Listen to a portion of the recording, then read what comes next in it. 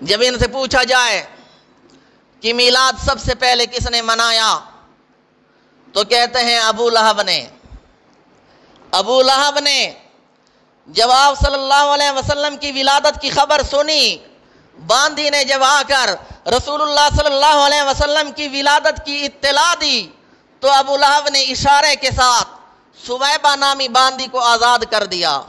کہتے ہیں پھر کسی نے ابو لہب کو خواب میں دیکھا کہ تیرے ساتھ کیا معاملہ ہوا، تو ابو لہب کہنے لگا اس باندی کو آزاد کرنے کی وجہ سے جس کو آزاد کرتے وقت میں نے انگلیوں سے اشارہ کیا تھا تو جہنم میں انہی دو انگلیوں کے درمیان سے مجھے پانی پلایا جا رہا ہے۔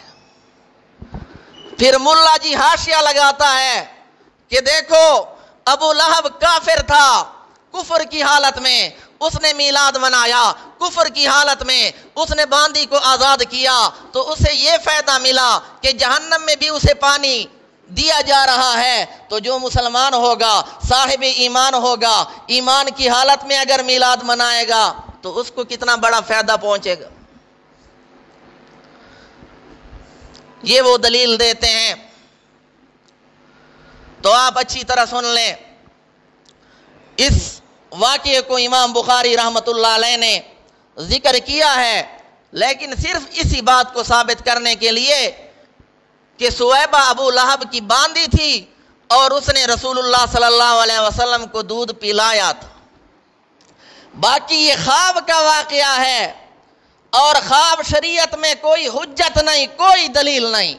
پھر خاص کر قرآنی آیات کے مقابلے میں قرآن کفار کے بارے میں کہتا ہے حبطت اعمالہم، ان کے اعمال ضائع ہو گئے۔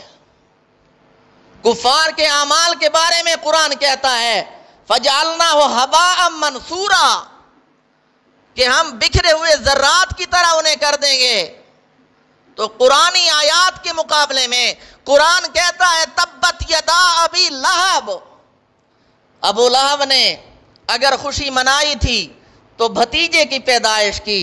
جب اس کو خبر ملی کہ تیرا بھائی جو فوت ہو چکا، دنیا سے چلا جا چکا، اس کے ہاں بچہ پیدا ہوا ہے، تو بھتیجے کی پیدائش کی خوشی میں اس نے باندی کو آزاد کیا تھا۔ لیکن جب یہی بھتیجا بڑا ہو کر رسالت کا اعلان کرتا ہے تو سب سے پہلے مخالفت کرنے والا یہی ابو لہب ہے، اور یہ وہ بدقسمت کافر ہے کہ قرآن مجید میں اس کے جہنمی ہونے کی تصریح آئی ہے۔ تبت یدا ابی لہب وتب، اس کی بیوی کا بھی تذکرہ آیا ہے، وامرأتہ حمالۃ الحطب۔ تو قرآنی آیات کے مقابلے میں خواب کی کوئی حقیقت نہیں۔